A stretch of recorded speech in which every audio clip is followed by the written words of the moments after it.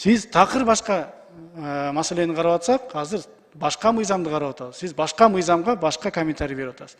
Сиз даже повестка дняны жакшыраак окусаңыз, биз ал сиз айткан маселени кийинчерээк карайбыз.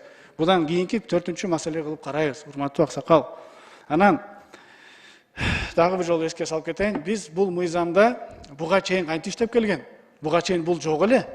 Буга чейин каалагандай 300 сомго, 1000 сомго сатып келип жүрдү го. Сиз айткан эң туура маселе ошол 30 жылдан бери каалагандай сатып келишти. Эмне үчүн сиз ошол жерде канча жыл иштедиңиз? Ушул маселени көтөрбөй азыр айтып атасыз. Мен 70тен 30га түшүрүп атамбы? Мен тескерисинче биз эмес, мына мен жалгыз эмес, бул жерде бир топ мына биздин коллегаларыбыз биз тескерисинче мурда 100% белгисиз бойдон кетип калатканга байланыштуу биз айтып атабыз, койгула, жок, андай эмес. Болду, бизге Кыргызстанга калсын алтын. Бирок баягындай 30%дан башталат аукцион. Анан акырын инвесторлор бергенге байланыштуу 40га, 50ге, 60га, 70ге, 80ге, 90га мүмкүн чыгаттыр. Аны инвесторлордун келишине жараштыктуу болот. Бул бир. Экинчиси, биздин жакшы жерлерибизди биз 25-пунктта айтып атабыз. Эгерде мамлекеттик компания болсо, 100%, 70%, сиз айтып аткан 70%дык мамлекеттик компания болсо, мына бул жерде Ташиев Сайырбек байке киргизген сунуш боюнча керек болсо 70% мамлекеттик биздин ишкана болсо, ага первоочередной порядке берилет ал жерлер. Бизде мына азыр Каченик деген бар, Кумтөр деген бар. Демек алар иштетем десе, аларга 100% берилет. Ал жерде эч ким бул жерде келип алып, сиз айткандай жанагындай алдап же эптеп берип койгон көздөгөн жокпуз. Тескерисинче алып калайлы, өзүбүзгө берейли, өзүбүздө калсын деп биз ушундай менен келип атабыз. Анан сиздин сунушуңуз боюнча комитетте каралды. Комитет айтты, жакшына ошол жерде талкуу болду. Биз сиз айтып аткан нерсе итак эле ал жерде отурат, бирок башка форматта, аукцион аркылуу деп отурат да. Ошондуктан урматтуу аксакалыбыз, биз эми сиз бул жактан ушундай сөздөрдү айтып атасыз, айтсаңыз адресован айтыңыз. Анан бул жерде 20га жакын депутаттар, авторлар биздин адресибизге коррупционный схема деп атасыз. Биз тескерисинче коррупционный схеманы сындырып алып келе атпайбыз бияка. Анан сиз депутатсыз. Сиз кааласаңыз, эртең эле өзүңүз мыйзамыңызды алып келиңиз.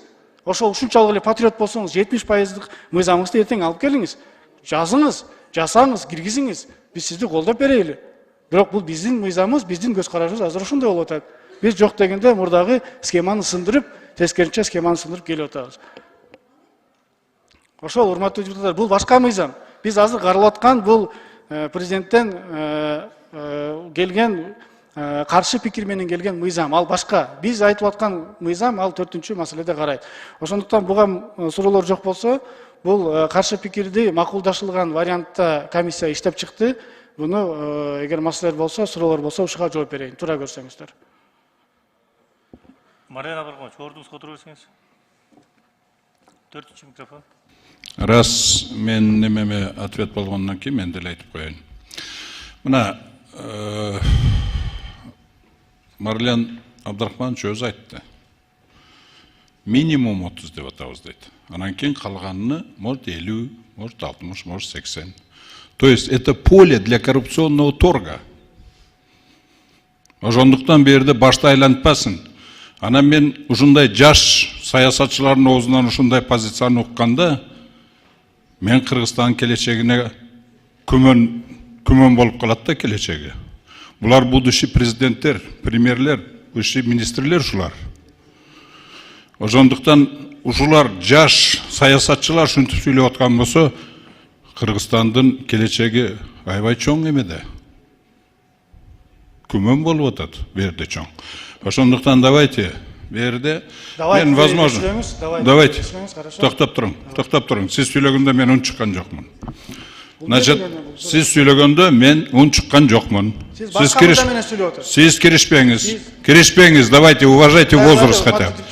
Уважайте возраст хотя бы. Возраст хотя бы уважайте. Возраст и так уважали. До этого дня уважали ваш возраст. Урматтуу депутаттар, сабыр кылыңыздар. Жакшына сүйлөсөңүз.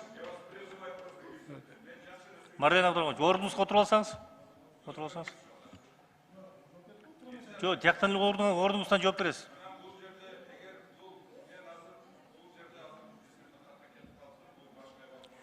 Жо, сиздин айтып атканыңыз ал 4-чү маселе.